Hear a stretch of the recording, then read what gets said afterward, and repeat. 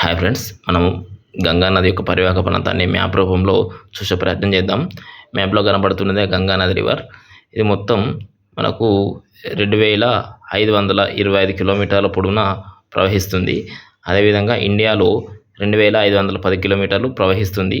ఈ గంగా నది ఎక్కడ పుట్టింది, ఎక్కడ పెరిగింది అని మనం పరిశీలించినట్లయితే మొట్టమొదటిసారిగా మనం గంగా నది ప్రవహించే రాష్ట్రాలు ఉత్తరాఖండ్, ఉత్తరప్రదేశ్, బీహార్, జార్ఖండ్, పశ్చిమ బెంగాల్ గుండా ప్రవహిస్తూ బంగాళాఖాతంలో ఎండ్ అవుతుంది. ఈ గంగా నది ఎక్కడ ఉద్భవించింది అనేది తెలుసుకోవాలంటే మనం ఈ మ్యాప్లోకి వెళ్ళి చూసి గమనించినట్లయితే మీకు క్లియర్గా అర్థమవుతుంది. ఒకసారి చూసే ప్రయత్నం చేయండి. మ్యాప్లో కనబడుతున్న దేవప్రయాగ్ నుంచి గంగా నది అనేది ప్రారంభమవుతుంది. అక్కడ నుంచి గంగా నది అనేది ఉద్భవించడం జరుగుతుంది. అలకనంద నది అలాగే భగీరథి నది రెండు నదుల కలయిక దేవప్రయాగ దగ్గర కలిసి గంగా నది అనేది ఉత్తరాఖండ్ రాష్ట్రంలో ఏర్పడడం జరుగుతుంది.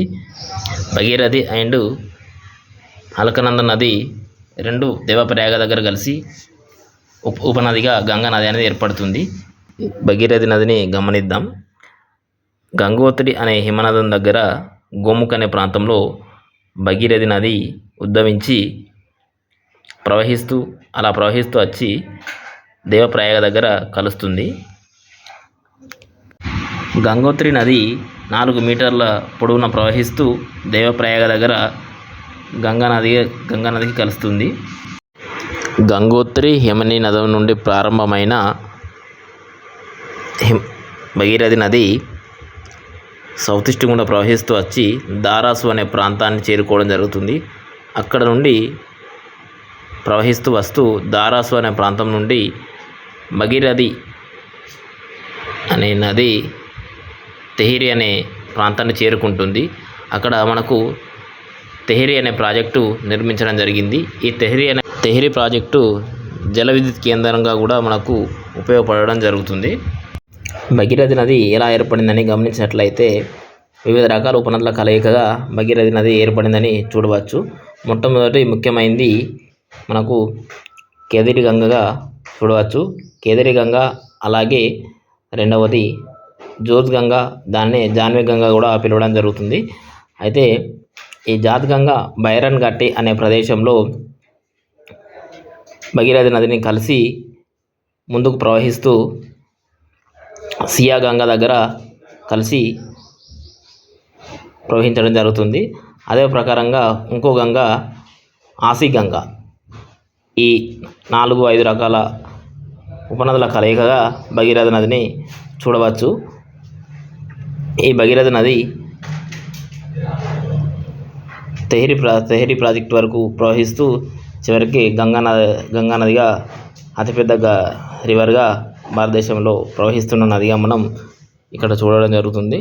అదేవిధంగా అలకనంద నది ఏ నదుల కలయిక వల్ల ఏర్పడింది, ఎట్లా ఏర్పడింది కూడా మనం పరిశీలించే ప్రయత్నం చేద్దాం. అలకనంద నది 2 రకాల హిమనీ నదాల వల్ల ఏర్పడడం జరుగుతుంది. అది ఒకటి సతోపతి హిమనీ నదం, అలాగే భగీరథ్, కారక్ అనే హిమనీ నదాల కలయిక వల్ల అలకనంద నది అనేది ఏర్పడడం జరుగుతుంది. అది మీరు ఇక్కడ చూస్తే మీకు కనిపించడం జరుగుతుంది. మ్యాప్ను అబ్జర్వ్ చేసే ప్రయత్నం చేయండి, మీకు కనిపిస్తుంది. ఇక్కడ 2 రకాల నదుల కలయిక వల్ల ఏర్పడిన నది మను అనే గ్రామాన్ని చేరుకోవడం జరుగుతుంది. అక్కడ నుండి ప్రముఖ పుణ్యక్షేత్రమైనటువంటి బద్రీనాథ్ను చేరుకోవడం జరుగుతుంది. అక్కడ నుండి ప్రయాణించి ఒక 20 కిలోమీటర్ల వరకు ప్రయాణించి విష్ణుప్రయాగగా బద్రీనాథ్ నది అనేది ప్రవహించడం జరుగుతుంది. అలాగ ప్రవహిస్తూ ముందుకు వెళ్తూనే విష్ణుప్రయాగ దగ్గర ధౌలి గంగా అనేది నది ప్రవహిస్తూ విష్ణుప్రయాగను ధౌలి గంగా అనే నది కూడా కలవడం జరుగుతుంది. ఇక్కడ ఇంకో విషయం గుర్తుంచుకునేది ఏంటంటే ఈ ధౌలి గంగా అనే నది దగ్గర నందాదేవి అనే జాతీయ పార్కు కూడా ఉండడం జరుగుతుంది. అదేవిధంగా అక్కడ నుంచి ప్రవహిస్తూ విష్ణుప్రయాగ నది ద్వారా ప్రవహిస్తూ అలకనంద నదిని కలుస్తుంది. అక్కడ నుంచి అలకనంద నది నుండి ప్రవహిస్తూ మరియు ప్రయాగ అనే రివర్ని కలవడం జరుగుతుంది. ఈ నందప్రయాగ రివర్ నుండి ప్రవహిస్తున్న నీరు కొద్ది దూరం ప్రవహిస్తూ కర్ణప్రయాగ అనే నదిని కలవడం జరుగుతుంది. అదేవిధంగా ఇంకో నది పిండారి నది కలిసి అలకనందాలో కలవడం జరుగుతుంది. ఈ పిండారి నది పిండారి అనే హిమని నదం ద్వారా ఉద్భవించడం జరుగుతుంది. ఈ విధంగా ప్రయాణించి ఒక 30 కిలోమీటర్లు ప్రయాణించి రుద్రప్రయాగ్ అనే నదిని చేరుకోవడం జరుగుతుంది. అక్కడి నుండి ప్రవహిస్తున్నటువంటి నది కేదార్నాథ్ దగ్గర కలవడం జరుగుతుంది. కేదార్నాథ్ నుండి చివరికి దేవప్రయాగను కలవడం జరుగుతుంది.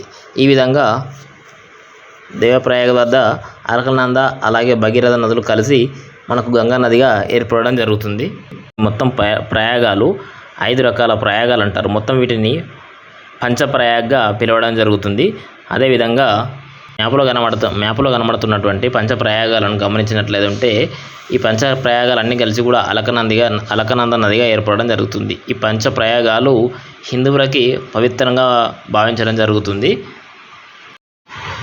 ఈ 5 రకాల ప్రయాగాలు మరియు అలకనంద అలాగే భగీరథ నదులు రెండు రకాల నదులు కలిసి మనకు చివరికి గంగా నదిగా ఏర్పడి అతిపెద్ద నదిగా ఇండియాలో ప్రవహించడం జరుగుతుంది. ప్రారంభమైన గంగా నది పశ్చిమ వైపు ప్రయాణిస్తూ శివాలిక్ ప్రాంతాలని తాకుతూ ముందుకి ప్రవహించడం జరుగుతుంది.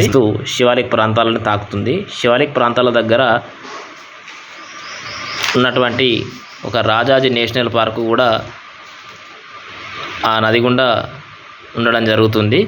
అదేవిధంగా చూసినట్లయితే రిషికేశ్ ప్రాంతం ద్వారా ప్రవహించిన నది హరిద్వార్ గుండా ప్రవహించి ఉత్తరాఖండ్ బార్డర్ని చేరుకోవడం జరుగుతుంది. ఇక్కడ నుంచి ప్రవహిస్తూ ఒక 20 కిలోమీటర్ల తర్వాత ఉత్తరప్రదేశ్కి గంగా నది అనేది చేరుకోవడం జరుగుతుంది. 20 కిలోమీటర్ల పొడవున ప్రవహించి ఉత్తరప్రదేశ్ని చేరుకోవడం జరుగుతుంది. ఇలా ప్రవహిస్తున్న గంగా నది ఒక 20-30 కిలోమీటర్లు లేదా ప్రవహిస్తూ అక్కడ నుండి 120 కిలోమీటర్లు ప్రవహిస్తే కాన్పూర్కు చేరుకుంటుంది. ఆ కాన్పూర్ నుండి ప్రయాగ్రాజ్ చేరుకోవడం జరుగుతుంది. ప్రయాగ్రాజ్లో 3 రకాల నదులు కలవడం జరుగుతుంది. గంగా, యమున, సరస్వతి ఇలా 3 రకాల నదులు కలిసి త్రివేణి సంగమంగా ఏర్పడడం జరుగుతుంది. త్రివేణి సంగమంగా ఏర్పడుతున్నప్పుడు గంగా, యమున నదులు మనకు బహిరంగంగా బాహ్య రూపంలో కనిపించడం జరుగుతుంది. సరస్వతి నది ప్రస్తుతానికి కనిపించడం లేదు. అది కొంతమంది ఆవిరైపోయిందంటారు, కొంతమంది కింద నుంచి పాతాళం నుంచి ప్రవహిస్తుందంటారు. కానీ మనకు పురాణాల్లో మాత్రం సరస్వతి నది అనేది ఉండడం జరిగింది. ఆ విధంగా 3 రకాల నదుల కలయికను త్రివేణి సంగమంగా మనం ప్రతి 12 సంవత్సరాలకు ఒకసారి ఇక్కడ కుంభమేళ నిర్వహించడం జరుగుతుంది. ఇక్కడ నుండి తూర్పుగా ప్రవహిస్తూ మీజాపూర్ అనే ప్రాంతాన్ని చేరుకోవడం జరుగుతుంది. ఈ మీజాపూర్ ప్రాంతం నుంచి గంగా నది తన ప్రవాహాన్ని కొనసాగించడం జరుగుతుంది. మీజాపూర్ నుండి ప్రవహిస్తూ వారణాసిని చేరుకోవడం జరుగుతుంది. వారణాసి నుండి ప్రవహిస్తూ గాజీపూర్ అనే పట్టణాన్ని చేరుకుంటుంది. అక్కడ గాజీపూర్ పట్టణం నుంచి అదేవిధంగా ప్రవాహాన్ని కొనసాగిస్తూ 100 కిలోమీటర్ల వరకు గాజీపూర్ నుండి ప్రవాహాన్ని కొనసాగిస్తూ గంగా నది అనేది ప్రవహించడం జరుగుతుంది. ఈ 100 కిలోమీటర్ల అనంతరం బీహార్ రాష్ట్రాన్ని చేరుకోవడం జరుగుతుంది. బీహార్ ప్రాంతం నుండి బీహార్లోకి ప్రవహించిన తర్వాత బీహార్ ప్రాంతాన్ని నార్త్ బీహార్, సౌత్ బీహార్గా విభజిస్తూ నది అనేది ప్రవహించడం జరుగుతుంది. ఇక్కడ నుంచి ప్రవహిస్తూ గంగా నది పాట్నా సిటీని చేరుకోవడం జరుగుతుంది. పాట్నా సిటీ గుండా ప్రవహిస్తూ అదే నది బీహార్ అండ్ జార్ఖండ్ అనే ప్రాంతాన్ని రీచ్ అవ్వడం జరుగుతుంది. ఇక్కడ నుంచి కొద్ది దూరం ఒక 70-80 కిలోమీటర్ల దాకా ప్రవహిస్తూ చివరికి అది జార్ఖండ్ రాష్ట్రం యొక్క బార్డర్ని గంగా నది చేరుకోవడం జరుగుతుంది. జార్ఖండ్ నుంచి 50-60 లేదా 70 కిలోమీటర్ల దూరం ప్రవహించి వెస్ట్ బెంగాల్ ప్రాంతానికి చేరుకోవడం జరుగుతుంది. వెస్ట్ బెంగాల్ దగ్గర 2 నదులుగా విడిపోతుంది గంగా నది.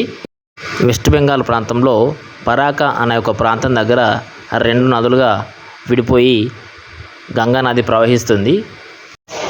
వెస్ట్ బెంగాల్కి చేరుకోగానే వెస్ట్ బెంగాల్ రాష్ట్రంలో ఫరాకా అనే ప్రాంతంలో గంగా నది 2 నదులుగా చీలిపోతుంది. 2 నదులుగా చీలిపోయి ఒకవైపు బంగ్లాదేశ్ వైపు ప్రవహిస్తుంది, ఇంకోవైపు వెస్ట్ బెంగాల్లో ప్రవహించడం జరుగుతుంది. బంగ్లాదేశ్ వైపు ప్రవహించే నదిని పద్మా నదిగా పిలవడం జరుగుతుంది. అదేవిధంగా వెస్ట్ బెంగాల్ వైపు ప్రవహించే నదిని భాగీరథి, హుగ్లీ నదిగా పిలవడం జరుగుతుంది. ఈ విధంగా ఫరాక్ అనే ప్రాంతంలో 2 నదులుగా విడిపోయిన ప్రాంతంలో ఫరాక్ అనే బ్యారేజ్ని 1975లో ఇండియన్ గవర్నమెంట్ అనేది నిర్మించడం జరుగుతుంది. ఈ విధంగా గంగా నది 2 నదులుగా ఏర్పడి 2 నదులుగా చీలిపోయి చివరికి వెస్ట్ బెంగాల్ ద్వారా బంగాళాఖాతంలో కలవడం జరుగుతుంది. ఇది గంగా నది పుట్టుక మరియు ముగింపు.